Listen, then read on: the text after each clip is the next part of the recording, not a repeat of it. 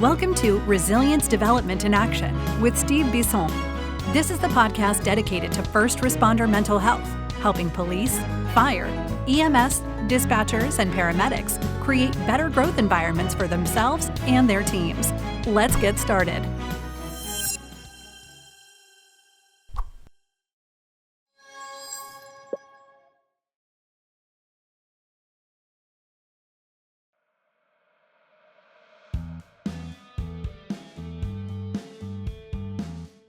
GetFree.ai.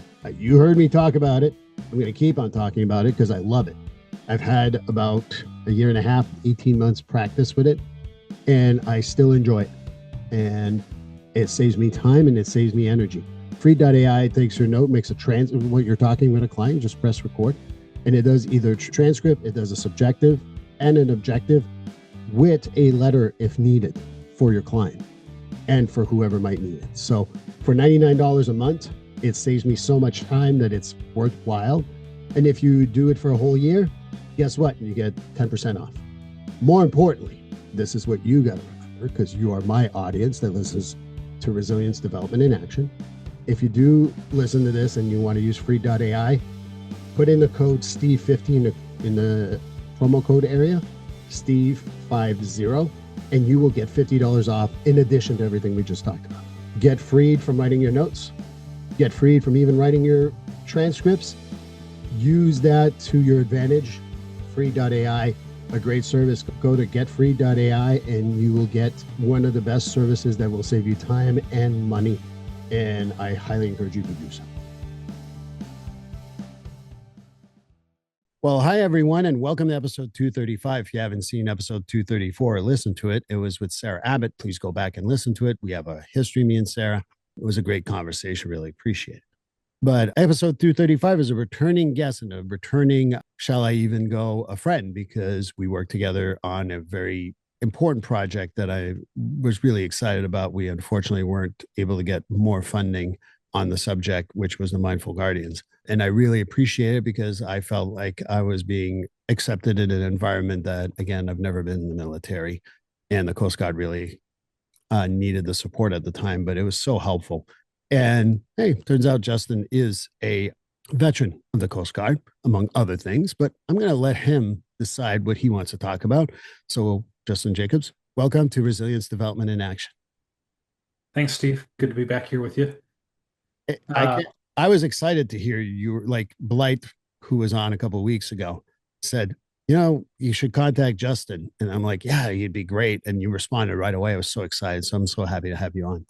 Yeah, I appreciate it. I was talking to my 28-year-old son the other day, and he said, Dad, did you ever think that you were going to be a grief coach? I was like, no, there's nothing in my mind that as a kid or a teenager, or even as an adult leaving the service, I was like, yeah, I'm going to be a grief coach someday. Because I did 22 years in the Coast Guard and decided I didn't want to do anything with that anymore. I was kind of bored, wanted to change, and did decide to get into professional coaching for leadership and transition for the veteran community here in the Washington, D.C. area, because at the time, the Biden administration was spending millions of dollars on coaching. And I figured, yeah, I can do that. So fast forward a couple of years, and my wife dies of cancer. And Blythe, our mutual friend, has this grief coaching program. And she says, hey, do you want to be a grief coach? And I said, absolutely not. I'm not getting that space to talk to anybody about their traumatic event or their grief because I can't even take my own clients at this time. And so I went from life coaching to leadership coaching to transition coaching to now grief coaching. But the interesting thing that I found about all that is that they're all interconnected. They're all intertwined. Everybody has experienced grief in some shape, form, or fashion. Everybody is transitioning in life in some shape, form, or fashion. And anybody who comes saying, oh, I want, coaching on leadership, great, we can talk about that. And over a 12-week program, we'll probably talk about leadership once. Everything else is going to end up being about life. But life is too woo-woo when you're like, oh, I'm a life coach. Like, oh, here's your crystals and your chakras and your breathing exercises. Nah, I'm just going to provide a safe space for you to talk about life in a way that you probably don't feel safe talking to anybody else about. and you're going to unlock stuff inside of you that makes you feel like you know what you need to do, maybe for the first time in your life. Right. And so, yeah, it's been a weird journey, but very happy to be here. What I find interesting in what you just said is I find that grief is part of every session I ever do. And I go back to a guest who's been regularly on the show, Pat Rice. He argues that we don't have diagnosis, we only have grief. And most of what we go through is a form of grief, whether it's anxiety, depression, even trauma. It's the grief of all those things that are really, truly what we're treating. And I always thought that was a great way to think about grief and mental health in general. Hmm. No, I like that. A student that I have in the grief program, so the Blythe's program will take a person who has experienced a loss of any kind and may be stuck in that grief a little bit, who wants to work through that grief, but then if they also want to become a coach to help others, they can do kind of a dual track of going through the program themselves, but learning how to become a coach for other people. And one of my students was talking about the passing of her husband and, to cancer, and it's a horrible thing. But as we were talking about previous traumatic events, she kind of realized that, like, well, I moved around a lot as a kid and I didn't have like a family situation in a home where I felt stability because we would move in the middle of a school year and we'd have to leave family who we were staying with and we'd have to make new friends. And I said, all those things were traumatic events. And if you didn't know how to grieve those properly as the child that you were, all that stuff came back up when you lost your husband. Right. And so the thing that's so strange about grief is that if you don't productively work through it in a way that your brain and body kind of like get used to the loss, it's just waiting for the next thing to happen to trigger it again. Right. I agree. And, it's interesting because it sounds like there's a lot of things that led you to what you're doing today. You said you didn't see yourself as a grief coach, but there seems to be a lot of events that led you to being a grief coach. Yeah, one of the interesting things about transitioning out of the military, regardless of how many years you've been in it, is that everybody looks at it as a very simple process of do your paperwork with the government, get your disability rating, process out of the organization, build your resume and your LinkedIn presence, and go get a job. Right. What nobody talks about is the fact that it is a traumatic event. One day you're in uniform, you know exactly what to do, you know exactly where to be, you have your community, you have your purpose, you have your paycheck. The next day, you lose the uniform. You take it off and you never put it on again. You lose your paycheck. You lose your community. You may lose the reason for getting up in the morning if serving has been your purpose. Right. And so it's a traumatic event that leads to grief. And people talk about how you need to come down off the stress of being in the organization, and it takes 12 months or 24 months to come back down to a new normal. And while I think that might be true, what they're not talking about is the fact that the brain's trying to make sense of the fact that you're not doing the thing that you did for however many years. And Right. it's so completely different than what you are going to do in the future in the civilian side that it truly is a grief event. But we're not processing it as grief. Right. And so having gone through my transition and choosing positively to go into coaching, I feel that maybe I processed that grief a little differently than some of my other brothers and sisters who've separated from service. But there was still a sense of loss. There was still a sense of like seeing friends on instant or on Instagram, social media, like posting stuff about work. I'm like, oh yeah, I miss that. And I don't miss that. Like I left because I wanted to, Right. but I still miss it. It's still a part that defined me for 22 years. And so it wasn't until I started doing grief coaching that I realized that, yeah, I probably needed to grieve that transition out of the military a little bit more. And now I could probably help somebody who's transitioning out of the military themselves to think about it in a different way. Like, this is really freaking hard stuff because you're grieving a loss that you don't even recognize. I agree. And I think that I don't mean to interrupt, but I wanted to add a little bit to it. Yeah. I talk about my first responders who retire. And the more I do talking about retirement with people, the more I do it like 2 years in advance prior to leaving the fire service, the police service, sheriffs, whatever, because it really takes that much time to prepare for that grief. And I feel like the other part too is you get what you just talked about. I've heard about from the military, and you can correct me if I'm wrong, but this is what I've heard. When I was in the military, I had to be at this base at this time, and I had to fulfill until this time. And whatever decisions were made usually above me. So I just followed the order. I became a civilian and I had to make decisions for myself. I had to make judgment calls and not have someone say yay or nay to my decision. That's really a change. That's a mind fuck if you really think about it. I don't know if that's what I'm not saying you personally, but maybe you can share you. But I think that's something that I've heard from my military folks. Am I completely off here or? No, I think that's very accurate. I think sometimes people who haven't experienced a hierarchical organization like the military or like first responders, where you give and receive orders, think that we're just kind of like robots that do what we're programmed to do. What I would say is that certain decisions are made for you, like where you're going to be based, what work you're going to do while you're there, how you're going to dress, and all those kinds of things. But what that does is it removes the need to make decisions on things like, what am I wearing today? What do I want to work on today? Away from you so that you can focus your decision making on more important stuff like, how are we going to accomplish the mission today? What are we going to do to think outside the box to overcome this obstacle or this thing that's keeping us from success?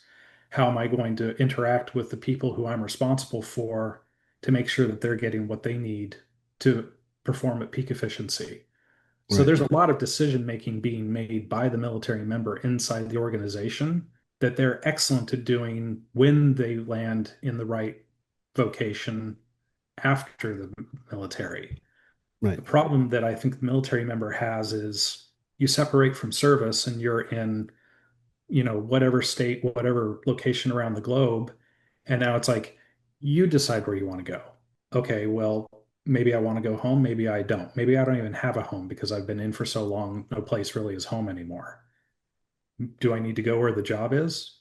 Do I need to go where the kids will have a good school? Can I afford where that is? Like, and now all those decisions kind of start coming up and like, crap, I don't know. Like, I can do anything. And that's almost debilitating that I have all this choice. How do I refine the number of choices down to a manageable set that I can then decide what is right for me?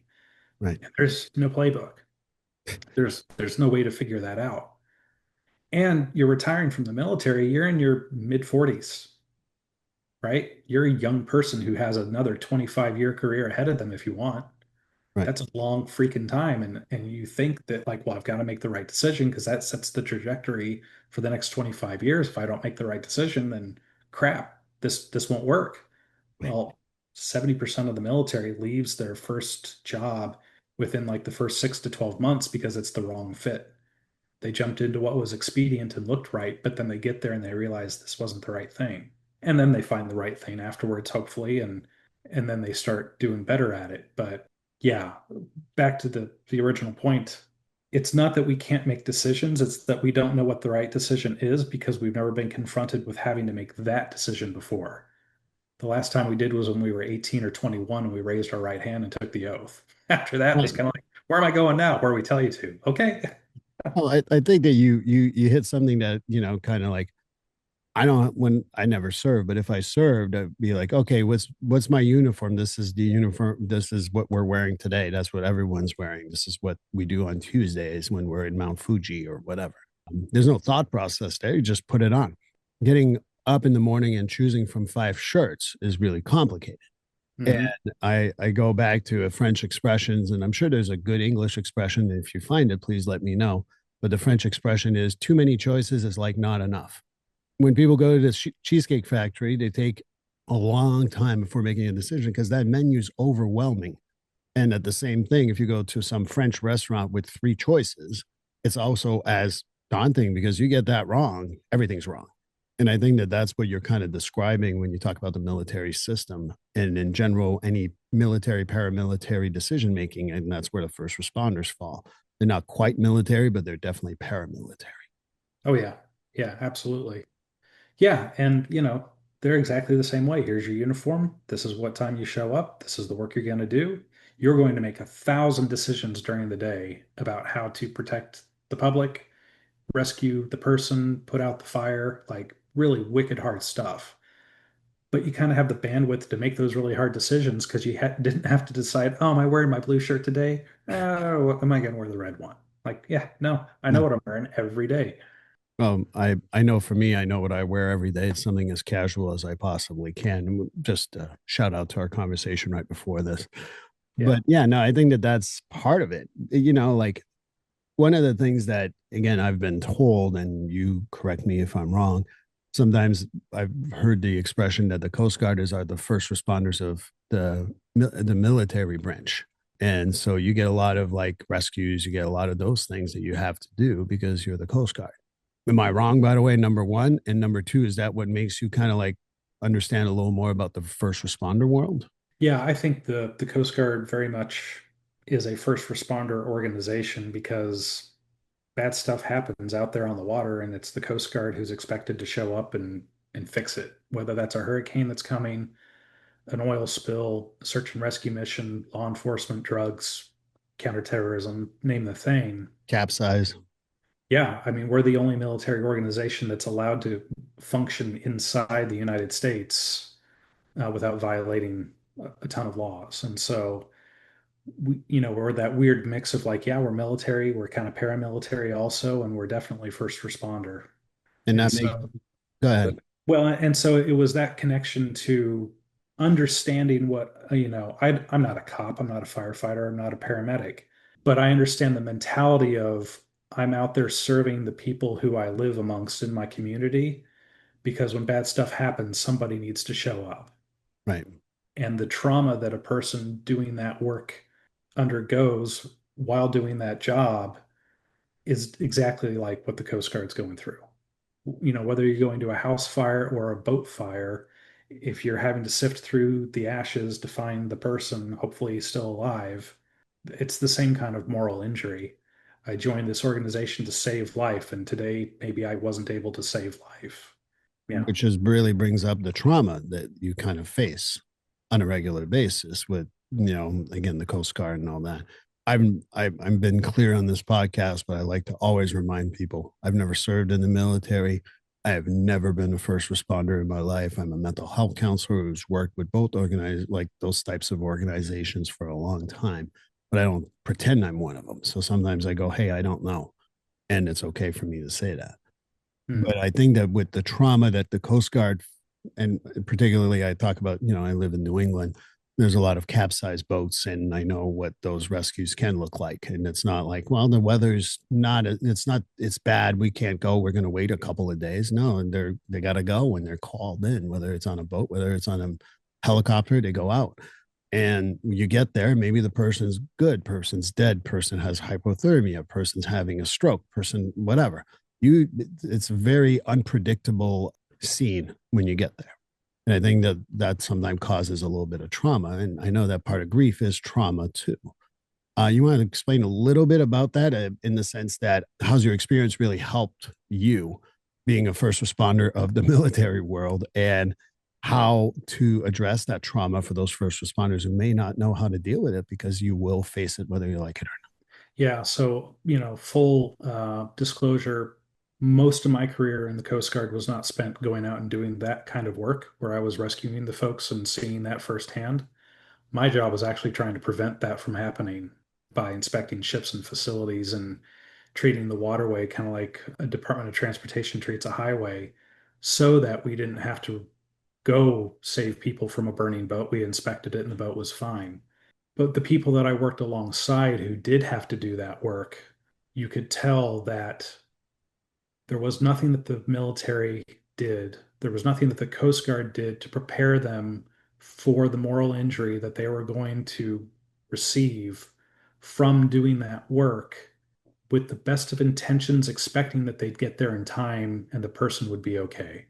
And I think that the Coast Guard's a very small organization that is given a wide amount of latitude to do its job the way it sees best, oftentimes without sufficient resources. And so we're very inventive and very quick. There's no bureaucracy when it comes to going out and saving a life. That bias for action leads us to a hyperactive sense of like, okay, we got to go out and we got to do this thing right now. Okay, get it done, get it done, get it done. And we get it done. But then there's another accident, there's another hurricane, there's another bad thing that comes, and there's not enough time to take a breath before you're out there doing it again. And we get habituated to this idea of move as fast as you can, get out there and get the thing done. There's never time to like take a deep breath and go, okay, let's go process how we feel about the thing that we just got done doing. And unfortunately, because we're a zero defect organization, you don't know that a person's been impacted until they get their first DUI, until they have their first domestic violence incident, Right. until they have a full mental break. And then we find out that, oh, that's because of work that I did a decade ago that I never fully processed and worked out with a therapist or a mental health professional. And so those people are doing fantastic work and they're taking such a ridiculous mental toll that nobody knows about it until it's after the fact of the bad thing that happens that reveals, oh yes, it's because of this. And I'm sorry, I probably didn't even answer your question, but like, But what? no, I think you did. I think that one of the things that I'm going to gravitate towards, and I'll give you the full leeway of saying, Steve, I don't want to talk about this if you don't. But I will tell you that what you just explained, there's also where I feel leadership also says, okay, go to the next call, go to the next call, go to the next call. That's the first responder world. Mhm. You have very few and far between leadership that says, listen, that was a rough call. Get on the sidelines. You need a day, you need whatever. And that goes for the military and the first responder world, by the way. They're just like, no, go to the other one, go to the other one, go to the other one. I think that that plays a factor too, because that becomes an institutional trauma that is created. I mean, correct me if I'm wrong. And it's hard to address that part unless you get the leadership to buy into it. Yeah, I think even if you had leadership buy into this idea of the work we do is hard, we need to prep our folks to be ready for the traumatic event. Then we need to have post-event time to figure out what it is and what that did to the person. Sometimes it's just a matter of bench strength. If I take these three people or four people who are on this call out of the game because they all need to process this thing, I don't have sufficient people for the next bad thing Right. because the department's too small or the station is too small or whatever it is. And like, well, no, we still got to get it done. That's the job we signed up for. That's what we get paid to do. And so even though you're struggling because you had this really bad case yesterday, sorry, you got to go out again today. There's nobody else to take over. Right.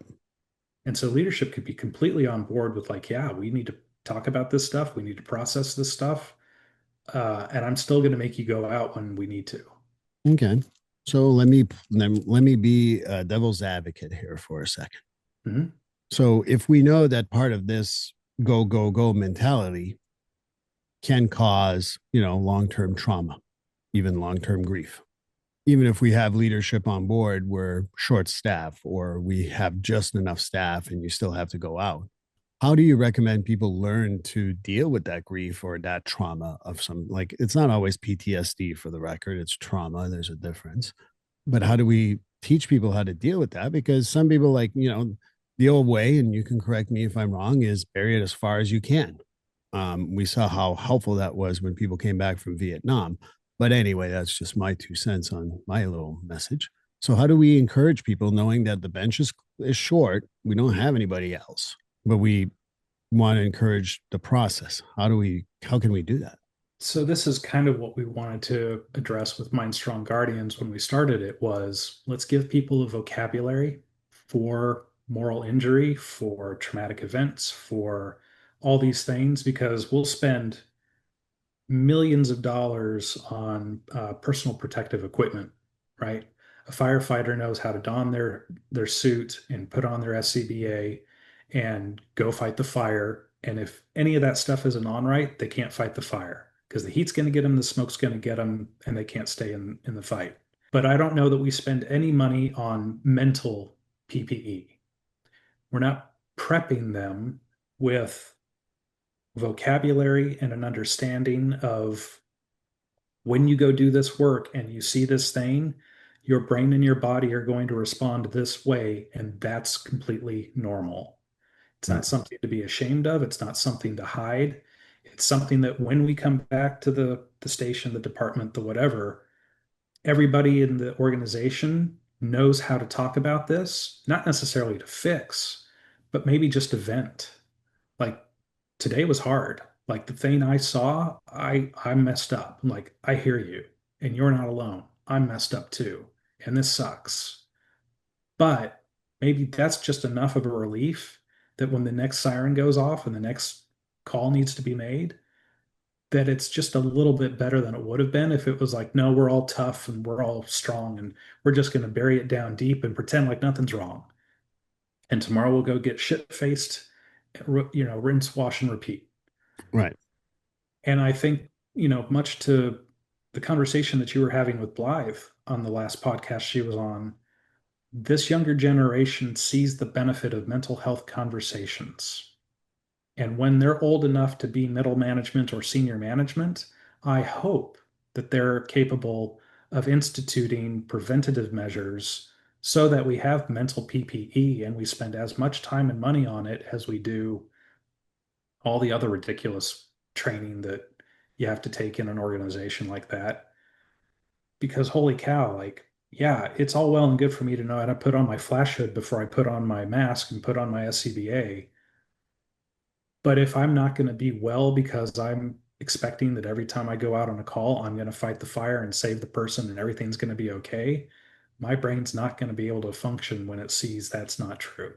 And I think that that's where I go with a lot of the stuff that we've been through in life, including myself, is we don't do the preventive work. What you talked about, you did in the Coast Guard, there's a lot of preventive work. Firefighters did that with, fire alarms and sprinklers and the whole 9 yards. In the mental health world, I think that we fix the problem after it happened. We never do the prevention and the buildup for that. So that's why, for me, what you just said is so important, not only for the military, but the first responder world. That's why I advocate and run a business that talks about wellness visits. I talk about having peer support because, you don't want to talk to some schmo like me on the wellness visit or in therapy. Then you have your peers. And if not, you have a crisis intervention specialist that can come and help you out when there is a big crisis and that everyone thinks, yes, we need to address that as a team. I think that what we need to learn to do is if we do wellness and we do preventative work, we're going to have less need, and not that we won't need them, but we will need less therapists, less group, and less peer support because we're going to address the PPE prior to it. I think that that's what Mindful Guardians wanted to do. And I think that that's what we need to do in the first responder world too. That's just my experience. Yeah. Nobody in the military or first responder world has a personal trainer at the gym, right? They go to the gym, they work out, buddies show them different tips and tricks to maximize strength and agility and speed and all the other stuff. And you talk about it all the time. Like, hey man, show me how to do that move. Give me a workout routine that's good for you. And no big deal, right? We're all talking about our physical health. Right. Wouldn't it be amazing if we could do the same thing with mental health? If you expect me to argue with you, I will absolutely not. Because one of the things that I would say to you is part of it is, I share this regularly on my podcast. For those of you who want to speed up for the next 15 or 30 seconds, it's fine. But one of the things brought me to my job was losing my best friend when I was 12. And I was way alone in that grief for many years. And I don't blame my parents. I don't blame anyone in this world. It just happened. But I didn't get any of that support. So when people ask me, why do you do this job? It's pretty easy. I never want anyone to feel that alone ever in any population, particularly my first responder world. But I think that everyone comes in with a personal story. And I know that you went into the Coast Guard, you probably have a personal story on that. But more importantly, I think to become a grief coach probably has a personal story that goes with that. I know you talked a little bit about your ex, well, not your widowed. So talked about that wife and losing her. And I think that there's other stuff, but I just want to throw that out for you. See what, if you want to talk about that. Yeah, I mean, I got into grief coaching specifically because I lost my wife to ovarian cancer in February of 2024. We thought she was experiencing perimenopause symptoms because that was the age that she was at. For 6 months, it was getting a little worse and a little worse. And she finally went to the doctor and they said, yeah, you have stage 3B cancer and we need to do a radical surgery to take all that stuff out. And then you need to start the chemo and radiation. And 4 months after the surgery, she was gone. And so it was a very quick decline. And so I was full-time caregiver and appointment maker and pill pusher and all that fun stuff. I had a junior in high school at home, and our older son was living in the area. But what I found in that grief event of losing my wife was that it resurrected stuff from losing my dad when I was 11 that I don't know that I fully processed because I was 11. Like, how the hell does an 11-year-old process losing their dad? And one thing that probably pushed me towards working with Blythe was recognizing that no matter how many grief events you have in your life, you never truly get over them. You just learn how to process them in a way that doesn't make it debilitating for the rest of your life. My therapist said that my first wife will be with me for the rest of my life. She will be an ever present part of me. And I really didn't like it when she said it. It's like, I don't need a ghost following me around for the rest of my life. But for 19 years, she was my wife.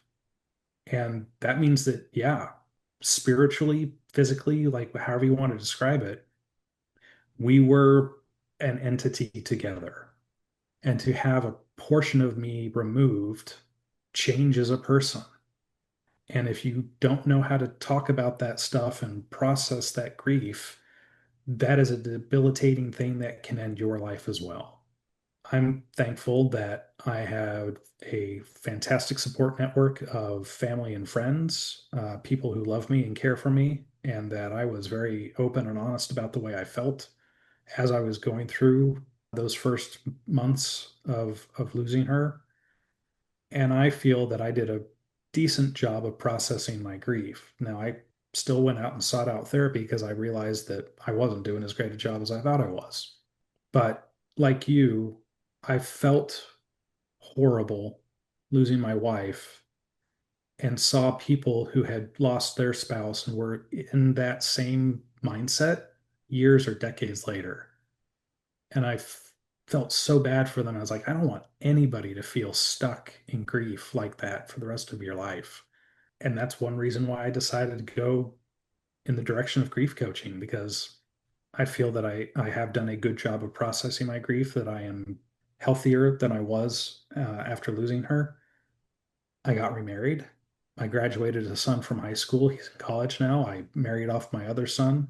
I moved houses. Like, there's been a lot of churn in my life this last 12 months, but it's all really good stuff. And I think it's because I did really hard work. And I don't want anybody to feel like they're doomed to be stuck in their grief. You can get unstuck. You can have a life of joy again, but it's not easy. Well, first of all, thank you for sharing that. Really appreciate you, and I appreciate you sharing that story. And I think that that's where strength comes from, in my opinion, is sharing your stories. I think that one of the things they teach us in counseling psych is to remove the person from the therapy so the other person can be themselves. Well, in fact, denying your who you are in a room is the worst thing you could ever do. And I'm sure that being a good grief coach, you bring yourself and your own grief that you've been through and you're still working on. It might be in the rearview mirror in some ways, but will never disappear. Really, really helps the people you talk to. And I give you a lot of credit for having a story like yours and being able to share it. Yeah, thanks. Grief coaching specifically, I think, is the only kind of coaching where the coach should have the life experience of the client. I think in any other coaching situation, the less I know about you and the thing that you are coming to me with, the better, because then I can be curious and do a really good job of helping you figure out what you need in life. But specifically for grief coaching, if I can't come alongside you and say, I feel the pain that you feel because I went through the thing you went through, then there's a disconnect. Like, well, then how can you help me? You can't really help me through this thing if you haven't gone through it yourself, because no one understands it until you've done it, until you've lived through it yourself. I would argue that you're right. I think that we all go through grief. More complicated grief like yours may not be the same. And I think that life experience really helps. I also believe firmly that, well, I've never had schizophrenia. I can work with people with schizophrenia, but I prefer working with people who, I don't steal any valor. I didn't do any of those things, but I've been on, scenes. I've been out on, the fires, the medicals, the mental health, and everything in between with the police. And having that hands-on experience makes me a more credible therapist, but more importantly, makes me understand a little more. I don't understand fully, but I understand a little more. And I think that there's specific worlds where we need that experience. I don't need to have schizophrenia to understand schizophrenia, but that doesn't mean I fully understand it. And I got to be curious. I think I go back to what you said about grief. I think that I know a lot about grief, but I'm still curious as to how people go through grief. So I think that curiosity also goes with the grieving process, whether you're a coach or a therapist for that. Yeah, I agree with that. I think that regardless of the amount of grief that you've experienced, you've only experienced your grief.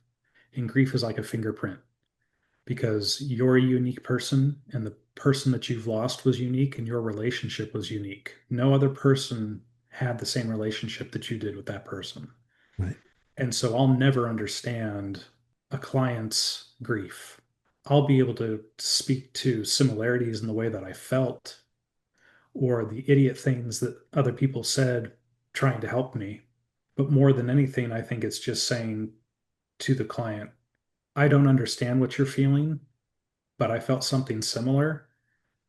And here's something about my loved one that I lost that I can say honestly. And maybe it's the first time that that person's been given permission to say something that didn't deify or lionize the individual. Because people are complex and good and bad. And like there might be something about the person that you lost that you're kind of glad that they're not around anymore because life's a little bit easier. Well, you can't say that to family and friends, No.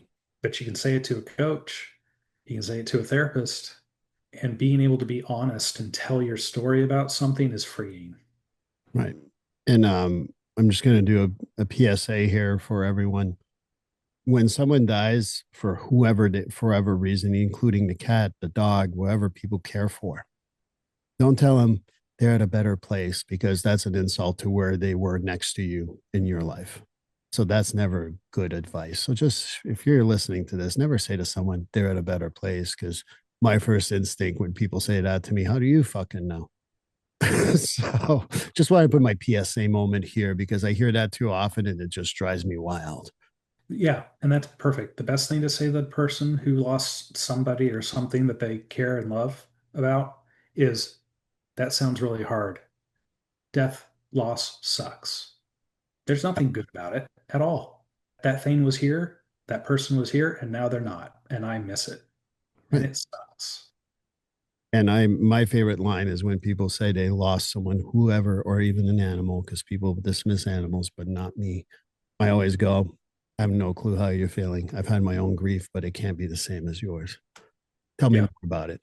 So I think that's another good way to kind of explain to people what we can go through and tell them. But as we approach end of the time here, I can't believe we went really fast. I just realized that. How about you tell people what you're doing now? I mean, I'll never lose the dream of doing mindful guardians again with you. I'll be honest with you. But since we're not doing that right now, what are you working on? so I'm a mentor coach in Blythe's Grief to Purpose program, helping take students through both their own grief process, but also training them up to be trauma-informed grief coaches. Okay.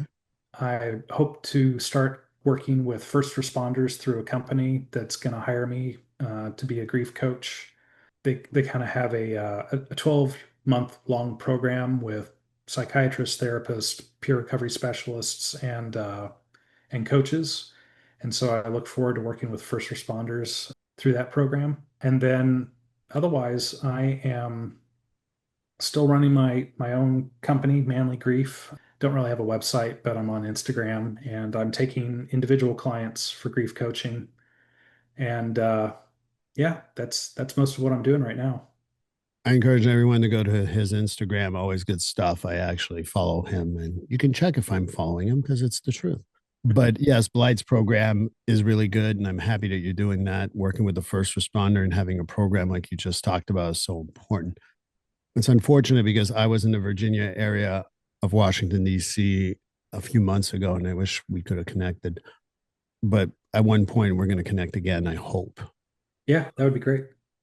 But I'll put all that in the show notes. Even though you don't have a website, I think follow him on Instagram, reach out to him for grief. He has experience.